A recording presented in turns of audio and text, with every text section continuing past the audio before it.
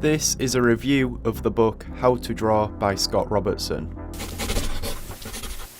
How to Draw by Scott Robertson is a book on perspective, and you've likely heard of it, perhaps from watching my videos or from someone else recommending it, because this book is one that is highly praised in the art community, and for good reason. Scott Robertson is the artist/author behind this book, along with his co-teacher Thomas Berling. With a combined 26 years of teaching experience, they bring you the lessons and techniques they have used to help thousands of their students become professional artists and designers. How to Draw has the subheading, Drawing and Sketching Objects and Environments from Your Imagination. The back cover states that this is a book for artists, architects and designers, useful for the novice, the student and the professional. So let's take a look at the content inside. The book is ordered into 10 chapters. 1. Drawing materials and skills. 2. Perspective terminology. 3. Perspective drawing techniques. 4. Creating grids.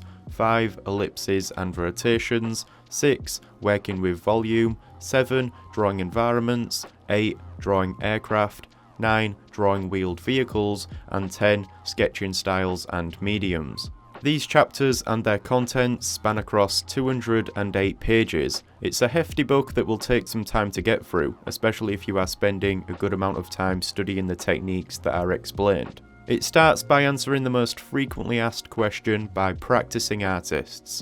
What pen should I use? It gives you the lowdown on what pens and paper you should be using, and it recommends various tools, some of which you've likely unheard of. Circle and ellipse template sets. Sweeps, equal spacing dividers. You might assume that drawing with all of these tools is bound to be technical, and it can be, but keep in mind that I have worked my way through this entire book without ever using anything more than a pencil, a ruler, and at times a protractor and a compass. That's not to say that these tools wouldn't be of use. Scott Robertson obviously recommends them for a reason, and they can assist you when it comes to certain drawing methods. Just don't assume that you cannot progress through this book and learn unless you have them. There's a few pages on how to approach drawing freehand and a brief mention of the X, Y and Z coordinate system, explained through a box that is drawn in 2 points perspective. Soon after, you are into the next chapter on perspective terminology.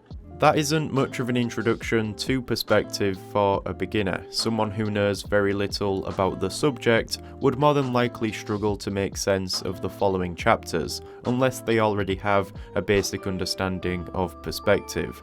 In my opinion, this book isn't for a novice. It's not for someone who doesn't even know what perspective is and is looking to learn.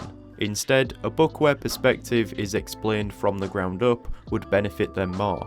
Take a book like Perspective Made Easy by Ernest Norling and work through that before jumping into this book. I say this because How to Draw by Scott Robertson doesn't hold your hand and walk you through the basics. It's not explaining what the horizon line is or how to understand vanishing points. Instead, it's a book that chooses to take a more technical approach. It presents the reader with information that few books offer, information that should come later as you expand your knowledge of perspective. Throughout each chapter on perspective terminology, it explains the aspects involved in setting up a drawing in perspective, including the cone of vision, something that I hadn't even heard of until I started to read this book. And I think that's what makes it so valuable, is the fact that a lot of these methods and drawing techniques presented throughout this book are often less discussed in other perspective drawing books out there. As you progress through each chapter on drawing techniques, you will learn how to multiply, divide, and mirror various planes, techniques that you will rely on when constructing boxes and more complex volumes. Chapter 4 does well to explain the convenience of grids and how to construct them for drawing. There is this focus on design. The book's information is there to equip you with the knowledge to be able to draw with purpose. It encourages you to take advantage of computer-generated grids and to use whatever is available to assist you in generating a drawing that succeeds in what it aims to do. Chapter 5 dares to cover ellipses and rotations. If you have experience drawing ellipses in perspective, then you will know how much of a pain it can be, but this book gives you everything you need to know when it comes to drawing and using them. It discusses the importance of the minor axis and demonstrates how the ellipse can be used to create complex constructions. It will show you how to draw them, divide them, and use them when it comes to working with volume, which is the next chapter in the book. And at this point, the following chapters start to bring everything it's covered so far together, showing you how to start drawing volumes which act as the underlying construction for drawings of objects, vehicles, and environments. There is more content on the subject of drawing various vehicles as opposed to objects and environments. In fact, if you want a book on drawing vehicles, then this is the one to go for. However, there is still a very informative chapter on drawing environments, and whilst there is likely room for more, the book still provides you with enough. It covers site planning, thumbnail sketching, and also takes you through the process of drawing some environments presented in a step-by-step fashion. Again, there is this consistent focus on design. It shows you how to take advantage of perspective and use it effectively to create an image that is meant to communicate something to the viewer. The remaining chapters are on the subject of drawing vehicles, and it's here where the book doesn't hold back on the amount of information it throws at you. With entire chapters dedicated to drawing aircraft and wheeled vehicles, you'll gain a solid understanding of what is involved in the design process, or more seemingly, Scott Robertson's design process, which he has developed over years of experience. In each of these chapters, he will walk you through the stages from research to concept sketching, finally showing you how to create a drawing step by step. There is no shortage of examples here, and each image is accompanied by some text that does well to describe what is happening on paper. The content that is provided in the chapter on drawing wheeled vehicles emphasises that focus on practical design. It doesn't just show you how to draw vehicles, but it also sets you up with the information you need to be aware of to design them effectively: vehicle packaging and architecture, flexing your creativity, grids and body sculpting. All of this comes before the step-by-step drawing sections. There is an approach to constructing drawings of cars in this book which I have relied on each time I am tasked with drawing a vehicle. It involves creating a grid to line up some ellipses, which are of course the wheels. Once those are in place, the body of the vehicle is drawn between them, and this underlying sketch can then be used to accurately design and develop a drawing of a vehicle. This process is of course explained in depth over a few pages, and once you learn how to draw cars like this, I'm telling you there's no going back. Chapter 10 concludes this book discussing sketching styles and mediums. There's a lot of tools out there that can be used to draw with, and Scott Robertson gives you some nice examples of drawings that have been produced using a wide assortment of pens, along with pencil, coloured pencil, and at the end he mentions working digitally, which is clearly something he encourages due to the earlier chapters suggesting the use of computer-generated grids and more.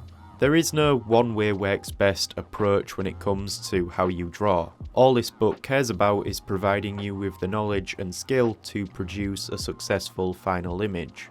I should probably mention that there is a follow-up book to this one titled How to Render: The Fundamentals of Light, Shadow and Reflectivity, which is praised just as much as this one. How to Draw by Scott Robertson is a book that every artist should own. Its content is extremely valuable to anyone who is looking to improve their understanding of perspective.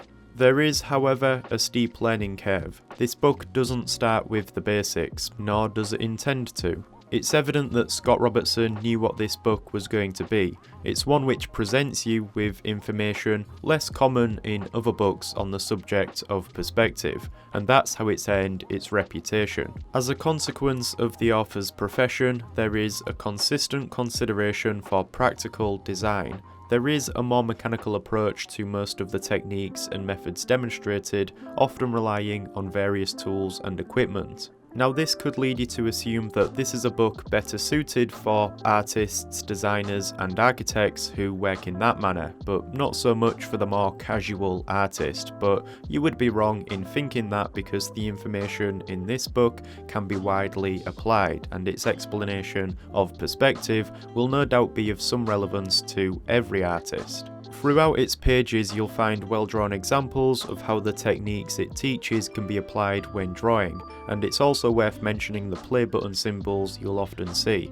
These are QR codes that can be scanned using the Design Studio Press image recognition app. You'll then be able to view video demonstrations. So if you are finding it hard to wrap your head around something, maybe watch the video if there is one, and that could make more sense. In conclusion, this book is one that I often refer back to, as its content on perspective is always relevant. I'd recommend it to anyone who has a desire to learn more about perspective, and as a result, improve their drawing skills.